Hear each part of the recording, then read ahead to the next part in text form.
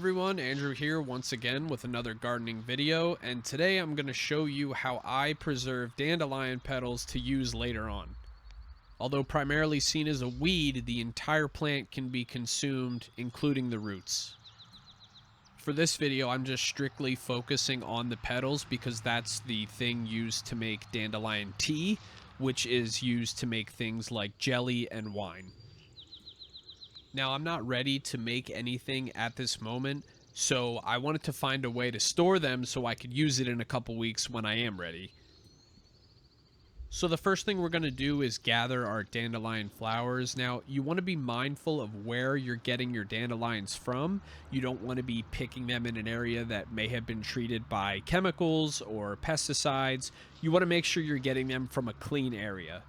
If you're foraging on public property, you want to look for low trafficked areas for the best chance at finding higher quality dandelions.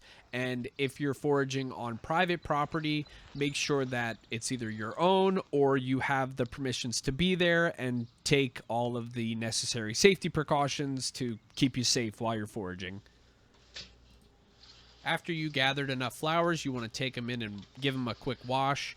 I just put them in a bowl of cold water, sloshed them around a little bit, run them through a strainer, and then use the salad spinner to get rid of some of the extra water. It's important to use cold water when you're washing them off because if you use hot water, you're essentially going to prematurely steep the leaves, and we want to try to keep all that flavor in. If you don't have a salad spinner, that's okay. You can just shake out your colander, lay them out flat, and then pat them off with a towel or paper towels. The next thing I'm doing here is basically just spreading them out flat, patting them dry just to try to get as much moisture off of them as I can. The next thing we have to do is separate the yellow petals from the green part of the flower. If we keep the green part on, it's going to make anything that we steep taste more bitter, so we want to separate these. There's two main ways we can separate the yellow from the green. You can use a pair of scissors and just snip off the bottom, or you can do what I'm doing here, which is basically pinching and rolling between my thumb and my index finger, and then just pulling apart the yellow from the green part. Next time I do a batch this big, I'm probably going to use scissors because it did take quite a bit of time to do it by hand.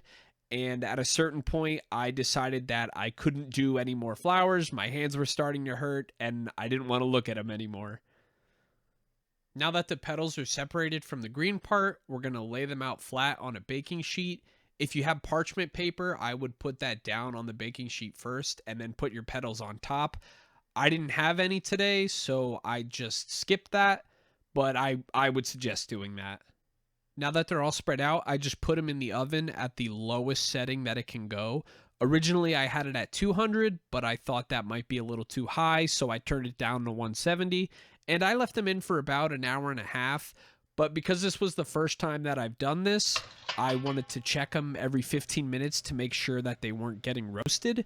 The key here is we're trying to remove the water. We're not trying to cook them. By removing the water, the thing that we're trying to eliminate is any mold in storage, because if they have any water content in them when we store them, there's a chance that they could grow mold and be no good.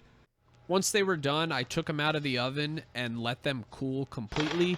Now, because I've never done this before, I wasn't sure what they were supposed to look like. And when I initially looked at them, it looked like I did something wrong. So to check to see if it was still usable, I decided to take some and put it in hot water to see if the leaves would open up. And it turns out that they did. So this method ended up working for me. So I used about 2 tablespoons for this test steep, and one thing I did notice is after 10 minutes it didn't look very dark. So I think the next time I go to make something, I'm just going to add more leaves than what I think I need. The last thing we have to do is store them in an airtight container. I just used mason jars and lids because I have a ton of them, and I'm going to store them in a cool, dark place. When you're putting them in the jars, you want to make sure not to pack them too tight. You want to leave them loose inside of the jar. And that's the whole process. I think it works pretty well because harvesting dandelions can be a pretty time-consuming task, and to do something with them right away could make you feel rushed and seem like a lot of work. But storing them like this gives you time to think about what you might want to make with them.